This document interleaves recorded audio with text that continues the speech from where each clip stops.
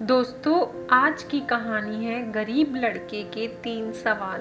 भगवान बुद्ध की कहानी। एक लड़का इतना गरीब था कि वह रोजाना खाने के लिए भटकता रहता था और कहीं ना कहीं से खाना इकट्ठा करता। एक दिन उसे पता चला कि चूहा उसका खाना चुराता है, तो उसने उस चूहे को पकड़ा और उससे पूछा कि तुझे पता है मैं कितना गरीब हूँ, फिर भी तू मेरा खाना चुराता है। अगर तुझे चुराना ही है तो किसी अमीर व्यक्ति का क्यों नहीं चुराता। तो वह चूहा बोला कि तेरी किस्मत में जो कुछ चीजें लिखी हैं तुम्हें वही मिलेगा, भले तू कितना भी कोशिश कर ले, चाहे तू कितना भी धन इकट्ठा कर ले, उसे अपने पास नहीं रख सकता। यह जानकर लड़के को बहुत आश्चर्य हुआ कि ऐसा कैसे हो सकता है। तो चूहे ने कहा, यदि तुझे जानना ही है कि तेरी किस्मत में क्या लिखा है, तो तुम्हें भगवान बुद्ध के पास जाना पड़ेगा। वही तुम्हें बता सकते हैं कि तुम्हारी किस्मत में क्या है। इसलिए वह लड़का भगवान बुद्ध से मिलने के लिए निकल पड़ा। चलते चलते बहुत रात हो गई थी, इसलिए रास्ते में उसे एक हवेली दिखाई दी। उसने उस घर वालों से एक रात रहने की इजाजत मांगी। उसे इजाजत भी मिल गई। हवेली वालों ने लड़के से पूछा कि वह इतनी रात को कहाँ जा रहा है। तो उसने कहा कि मैं भगवान बुद्ध के पास जा रहा हूँ, अपनी किस्मत के बारे में पूछने के लिए। तो हवेली वालों ने कहा कि क्या तुम भगवान बुद्ध से हमारा भी एक सवाल पूछोगे कि हमारी एक 21 साल की लड़की है जो बोल नहीं सकती, तो हम क्या करें जिससे उसकी आवाज वापस आ जाए।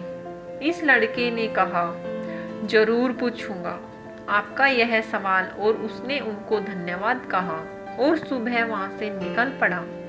आगे रास्ते में बहुत बड़े बड़े बर्फ के पहाड़ थे। वह बड़ी मुश्किल से पहाड़ पर चढ़ा तो उसे वहां एक जादूगर मिला।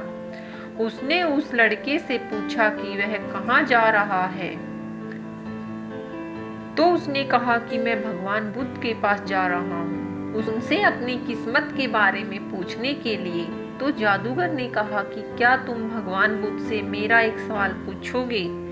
मैं हजारों साल से तपस्या कर रहा हूँ ताकि मैं स्वर्ग में जा सकूं, और मेरे हिसाब से अब तक तो मुझे स्वर्ग में चले जाना चाहिए था। तो मैं स्वर्ग में जाने के लिए क्या करूं। लड़के ने कहा कि ठीक है, मैं आपका सवाल भगवान बुद्ध से जरूर पूछूंगा। उस जादूगर के पास एक छड़ी थी। वह छड़ी की मदद से उस लड़के को बर्फ के पहाड़ के ऊपर से उस पार पहुंचा दिया। जब वह आगे बढ़ा तो उसके सामने बहुत बड़ी चुनौती थी। वहां बहुत बड़ी नदी थी जो वह खुद नहीं पार कर सकता था। तभी उसकी मुलाकात एक विशालकाय कछुए से हुई। कछुआ उसे लेकर जाने के लिए तैयार हो गया। फिर कछुए ने भी उससे वही सवाल पूछा, तुम कहाँ जा रहे हो। तो लड़के ने कहा, मैं भगवान बुद्ध के पास जा रहा हूँ, मेरे कुछ सवाल हैं, मैं उनको उनसे पूछने जा रहा हूँ। तो कछुए ने भी एक सवाल पूछने के लिए कहा।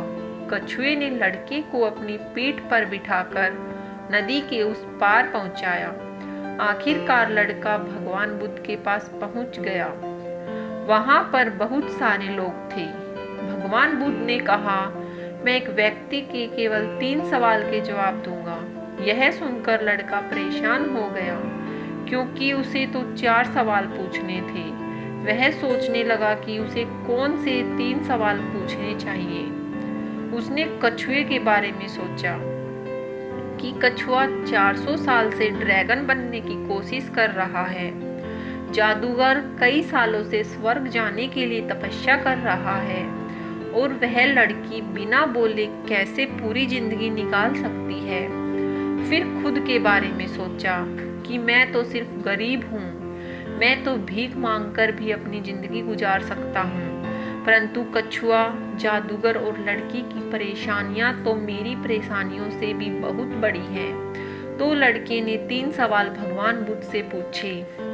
भगवान बुद्ध ने जवाब दिया कि कछुआ 400 सालों से ड्रैगन बनने की कोशिश कर रहा है, परंतु जब तक वह अपने कवच को नहीं छोड़ेगा तब तक वह ड्रैगन नहीं बन पाएगा।